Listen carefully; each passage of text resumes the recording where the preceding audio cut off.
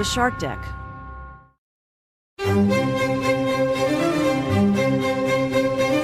Hello and welcome to Palace Intrigue. I am your host, Mark Francis. Are Harry and Meghan looking to call some sort of truce and return to the royal family? Sources tell In Touch that Harry is panicking over money. Obviously, Megxit has blown up in their faces. Harry is starting to wonder if they made the right decision leaving England. He's even suggested to Meghan that they return to London and the royal family. Harry admitted he'd phoned William to call a truce and told his brother he and Meghan would be open to going back to London, where they would serve King Charles. As the story goes, William was stunned by the call. William didn't quite know what to say and said he would think about his offer. Harry needs a plan B, even in light of everything that's happened. How would it look if Charles said no? There had been hope in Montecito that an Emmy nomination might change the recent narrative, but entertainment expert Mark Boardman tells Newsweek that the snub is undoubtedly a rather large and terribly disappointing blow for the couple, particularly in light of the criticism they have faced in recent weeks over their media deals. In the face of a nomination snub, it becomes crucial for Harry and Meghan to focus on the broader impact of their work rather than relying solely on awards recognition, which would have improved the perceived success as media personalities. The next move will be a tough one, as both Harry and Meghan need to redefine who they are individually and as a couple and improve their ability to engage audiences that resonate with viewers. With Meghan having a career ahead of her in TV and film, Harry must become a royal again to re-engage his waning loyal fan base and work with new people to help generate positive media attention. This will help them enhance their standing with Netflix and achieve success through their partnership. The Sussexes did receive a nomination from the Hollywood Critics Association in the category of Best Streaming Non-Fiction Series. That prestigious nomination comes along with such other legendary shows as Renovations, Prehistoric Planet 2, Rainn Wilson and the Geography of Bliss, The Reluctant Traveller with Eugene Levy, and the 1619 Project. Royal expert Kinsey Schofield told Fox News Digital that she was not surprised by the docuseries HCA Award recognition. Harry and Meghan scored Netflix their biggest documentary debut ever. We have to give credit where credit is due. Analytically, it is likely considered a success by all parties involved. Even if it was morbid curiosity that attracted the audience, they were still watching. Royal expert Shannon Felton-Spence agrees. It was a huge hit for Netflix. The docuseries itself was beautifully shot, told their story the way they wanted, and was one of the most watched Netflix programs of all time. The issue isn't the docuseries in isolation, it's the series of royal family-focused content that has all but ruined the Sussexes' reputations as serious philanthropists. Awards don't mean anything if awards signaled seriousness. Harry and Meghan wouldn't be in the spot they are at the moment. They have been given awards all over the place, and it's not done anything to enhance their image. If anything, it has exposed how meaningless these honours are. Author Christopher Anderson told Fox News Digital that he believed Harry and Meghan's HCA nomination could also be seen as a testament to Liz Garber's directing. This nomination is as much a nod to the series' highly respected director Liz Garbus as it is to the Sussexes, who made it very clear that they had given Garbus free rein to tell their story. Meghan was careful to stress that the end result was not exactly the way they would have told it, which I think was a very clever way of distancing themselves from the project if people wound up not liking it. But look, you've got to hand it to Harry and Meghan. They know how to grab us by the throat and hold our attention, and in Hollywood, that's pretty much all that counts.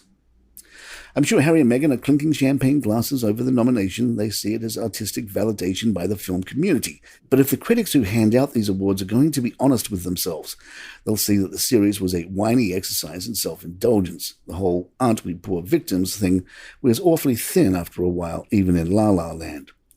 Schofield added, and if Meghan's Spotify flop taught us anything, it's that it doesn't matter how many trophies you collect. If you aren't consistently bringing your A game, Hollywood will move on to the next big thing and leave you in the dust. Royal expert Hilary Fordwich wondered about the Sussexes' choice of category, saying, while the HCA Hollywood Critics Award is in the Best Streaming Non-Fiction category, one has to wonder if that is the correct category. Given all the fictional footage, the docuseries should probably be in the fiction category. As for the future, Spence said, I know Harry pitched a lot of stuff. It all hinges on the heart of Invictus. Netflix knew the Harry and Meghan docuseries was a sure thing. That's why they required it up front. Live to Lead was a total flop.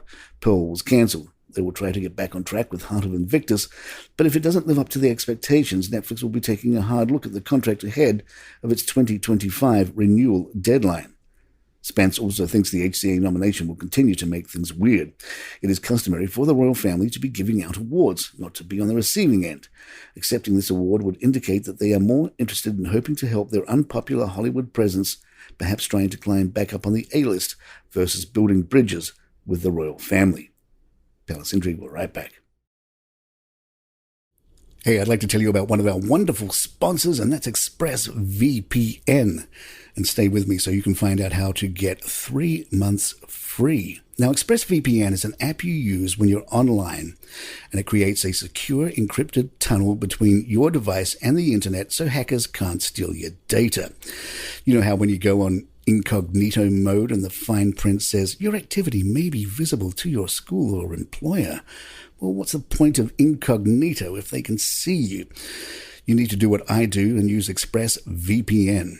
Anytime you use unsecured or unencrypted public Wi-Fi, like a coffee house or airport, or even your parents' home, the activity can be logged by the admin's site. And in the US, they can even sell that to advertisers. ExpressVPN encrypts all your data so your private life stays private and you stay much more anonymous. So do what I do and use ExpressVPN. Stop letting strangers invade your online privacy. Protect yourself at expressvpn.com/palace. Use my link at expressvpn.com/palace to get 3 extra months free. That's ExpressVPN, expressvpn.com/palace to learn more. Hey, it's Jordan Ross Myers, the man behind Twitter's notorious Lee Radswell and Don Gunvalson. I'm inviting you to join me every week for the Pretty Corrupt podcast. Along with my co-host, reality casting director Stacey Noel Connor, and disgraced entertainment TV producer Nate Safer, we probe the dark crevices of Hollywood, taking you inside the scandals of society's rich and infamous. Everything is fair game on the Pretty Corrupt podcast. Every Tuesday on all streaming platforms and at storicmedia.com. The Queen is facing some royal purse tightening. Sky News reports Queen Camilla will not receive £360,000 allowance from Parliament given to Prince Philip. The funding structures of the royal family were subject to scrutiny by the National Audit Office, the UK's independent public spending watchdog. The report said Parliament provided Prince Philip with a separate annuity worth £359,000 per annum. Queen Camilla will not receive a separate annuity, and the Queen's activities will be funded from the sovereign grant. The sovereign grant is calculated based on 25% of the Crown Estate's annual profits. And there you have it. If you'd like to email us, our address is thepalaceintrigue@gmail.com. Please follow us on Spotify, iTunes, Google Podcasts. Even head over to youtube.com and search for Palace Intrigue and hit subscribe there. It would really help us out. Also, if you're looking for a new podcast, we have a new one called The Messi Effect, featuring the phenomenal Lionel Messi and his arrival to American soccer. You can find that wherever you get your podcasts. I'm Mark Francis. My thanks to John McDermott. This is Palace Intrigue, and good times. Hi, I'm Mark Francis and host of a new podcast, The Messi Effect. Join us as we take you into the exciting new world of Argentine soccer phenomenon, Lionel Messi, and his new life at Inter Miami. Will bring you into the glitz, the glamour, the star-studded events, along with the exciting journey to a new world of U.S. soccer and international football with news and stories 3 times a week. Come along for the ride as Messi, Miami, and Major League Soccer experience the journey of a lifetime. Get the Messi Effect wherever you get your podcasts.